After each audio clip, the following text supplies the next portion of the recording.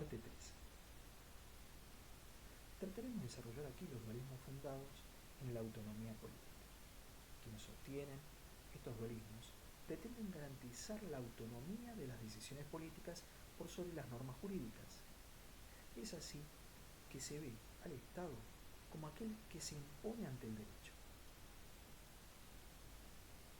Dualismo, derecho público, derecho privado. La teoría tradicional mantiene la distinción entre derecho público y derecho privado, entendiendo que el derecho público regula la relación entre el Estado y los individuos. Y el Estado se encuentra en un lugar de mayor jerarquía que los individuos, mientras que en el derecho privado se regula la relación entre individuos en igual jerarquía. Un ejemplo de ello es el contrato de compra-venta, en el cual los particulares establecen para cada uno de ellos los derechos, obligaciones y las facultades, la posibilidad de reclamar en caso de incumplimiento de la obligación. La teoría clásica fundamenta esta distinción en los privilegios que tiene el Estado. Por un lado, tiene un fuero específico, el contencioso administrativo. Por otro lado, antes de iniciar una acción judicial, es necesario agotar la vía del reclamo administrativo. La acción judicial ante el Estado está establecido por un procedimiento administrativo específico. Los plazos de este procedimiento son mucho más acotados que los plazos del derecho privado.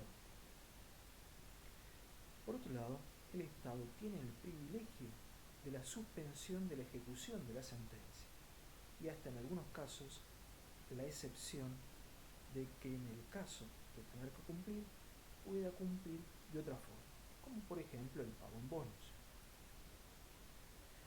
El fundamento de esta distinción de la teoría clásica lo tenemos en que reconoce al derecho privado características distintas del derecho público. El derecho privado es autónomo porque los individuos establecen sus obligaciones de forma recíproca. El derecho privado se basa en la autonomía de la voluntad.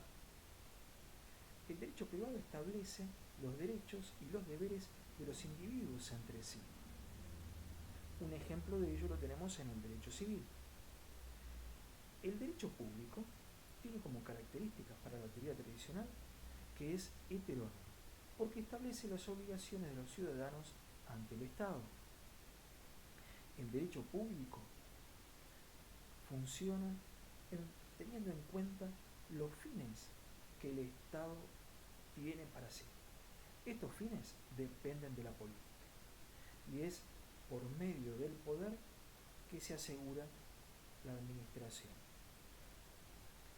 El derecho público viene a consolidar ese poder. Un ejemplo de ello lo tenemos en el derecho constitucional y el derecho administrativo. Kelsen critica esta posición porque afirma que esta diferencia tiene como fundamento la finalidad de establecer una distinción entre normas en sentido estricto, que pertenecen al derecho privado, y normas cuya aplicación depende de los objetivos que el Estado se proponga. Y esto tiene que ver con el derecho público.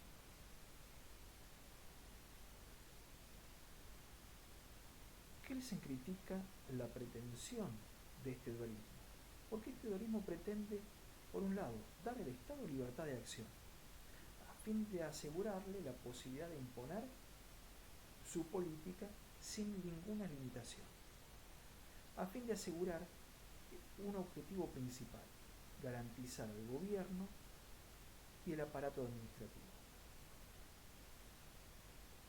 Kelsen propone la disolución de este dualismo, porque el Estado es igual que los individuos, porque tiene derechos y obligaciones. El Estado se encuentra sometido al derecho. El derecho público y el derecho privado para Kelsen son dos técnicas de creación diferentes. Pongamos como ejemplo el derecho civil y el derecho penal. El derecho civil responde al derecho privado, mientras que el derecho penal pertenece al derecho público. Dentro del derecho civil podemos decir que un ejemplo son los contratos. Los contratos tienen en cuenta siempre fines particulares que afectan solo las partes que intervienen en el contrato. Mientras que un ejemplo del derecho penal lo tenemos en los delitos. El derecho penal tiene en cuenta fines comunitarios. De hecho, interviene un fiscal como representante del Ministerio Público. Pero ambos derechos, el derecho privado y el derecho público, se crean a partir de un interés público, porque el Estado no solo tiene la necesidad de penar a los delitos, sino también de regular la conducta de los privados. Y es por eso que tanto el derecho privado como el derecho público pertenecen a un mismo ordenamiento jurídico. Dualismo, derecho y Estado. La teoría tradicional sostiene que el Estado es anterior al derecho. Es así que entiende al Estado como un conjunto de hombres, y esto lo encontramos en un plano real, mientras que el plano ideal está dado por el derecho, en tanto que se establece un orden normativo. No puede existir el uno sin el otro.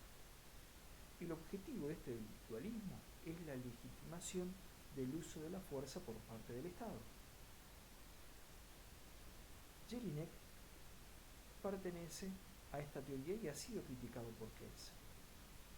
Jelinek desarrolla la doctrina del Estado desde una visión sociológica. Entiende que el Estado es una unidad de asociación dotada originariamente de poder, de mando y formada por hombres que viven y permanentemente en un territorio. Desde este punto de vista, el Estado es una corporación o sujeto de derechos formado por un pueblo dotado de poder de mando originario y asentada en un territorio determinado. Kelsen critica este dualismo porque solo existe un Estado de derecho. Un Estado que cumple con el ordenamiento jurídico, porque ese ordenamiento jurídico está por encima del institucional. No se puede, dice Kelsen, justificar al Estado por ser el creador del derecho. El Estado tiene una función normativa, producir normas y ejecutarlas. Por otro lado, el Estado es ordenamiento jurídico para Kelsen. Estado se identifica con ordenamiento jurídico. La teoría del Estado siempre nos ha dicho que tiene tres elementos: territorio, población y poder. La teoría tradicional define el territorio como el lugar donde se asienta la población. La población es el conjunto de personas que conformarán ese Estado, la comunidad. Y el poder es lo que necesita para organizar esa sociedad. La teoría pura propone una redefinición de estos conceptos, viendo el territorio como el ámbito de validez de las normas jurídicas. La población en función del concepto de persona que nos ha dado Kelsen como centro de imputación normativa. Y el poder es necesario para la efectividad del ordenamiento, entendiendo que es el Estado el que tiene el monopolio de la fuerza y debe ejercer esa fuerza dentro de los límites establecidos por las normas. Kelsen, por lo tanto, propone una disolución entre Estado y derecho. Él habla de la unidad entre Estado y derecho. Si bien el Estado puede tener distintas formas de organización, descentralizada o centralizada, no obstante el Estado es ordenamiento, es un sistema de normas. El Estado también es el centro de imputación normativa, porque tiene facultades y obligaciones. Para Kelsen, una teoría del Estado debe realizar un análisis no valorativo del Estado. porque el poder del Estado es el que asegura la efectividad del ordenamiento jurídico. Pero ese poder debe ser utilizado como un medio para llevar a la práctica el ordenamiento jurídico. Ese poder lo tiene el Estado porque tiene el monopolio de la fuerza. Sin embargo, el Estado debe conducirse según lo prescrito. Para Kelsen, Estado se identifica con orden jurídico colectivo. Dualismo, derecho nacional, derecho internacional. En este dualismo, Kelsen no busca unificar este dualismo, sino establecer relaciones. La teoría tradicional se basa en la soberanía absoluta, mientras que la teoría pura desarrolla el concepto de una soberanía relativa. La teoría tradicional dice que existe una primacía del derecho nacional por sobre el derecho internacional, porque entiende y parte del principio de la soberanía de los estados. Es la ley nacional la que debe autorizar la incorporación del derecho internacional. La ley interna autoriza o no autoriza esa incorporación. La teoría pura sostiene que el derecho internacional tiene mayor peso que el derecho nacional, porque reconoce que los estados solo tienen una soberanía relativa. El derecho internacional es derecho en el mismo sentido que el derecho nacional, porque son ordenamientos jurídicos que están relacionados. Es más, el derecho nacional también parte de un principio de validez. Los sujetos del derecho internacional y en el derecho nacional, en ambos casos, son los propios individuos. Kelsen le reconoce la primacía al derecho internacional, una primacía que es nociológica, no histórica. Por más que el derecho internacional tiene un inconveniente que está descentralizado, porque existe más de una organización internacional, como la OEA o la ONU, se rige por un principio de responsabilidad colectiva. Toda la comunidad se encuentra obligada en el derecho internacional. Por otro lado, también se reconoce un principio de efectividad. Hay un reconocimiento del Estado por parte de la comunidad internacional de la cual forma parte. Las obligaciones internacionales obligan a todo el Estado. Y por otro lado, el derecho internacional supone la validez de las normas nacionales. El derecho internacional entonces conforma un verdadero ordenamiento jurídico, porque está dotado de unidad y jerarquía.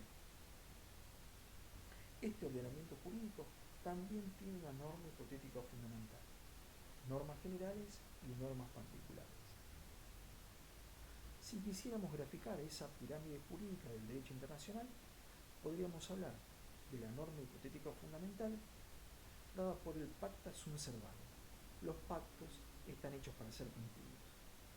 Dentro de la cúspide de esa pirámide tenemos los tratados internacionales. Como normas generales, las normas de los órganos internacionales, como los de la Asamblea General. Y dentro de las normas particulares, podemos reconocer las sentencias de la Corte de Derechos Humanos. A modo de conclusión diremos entonces que la propuesta de la ciencia jurídica se debe centrar en la integración del derecho nacional y del derecho internacional.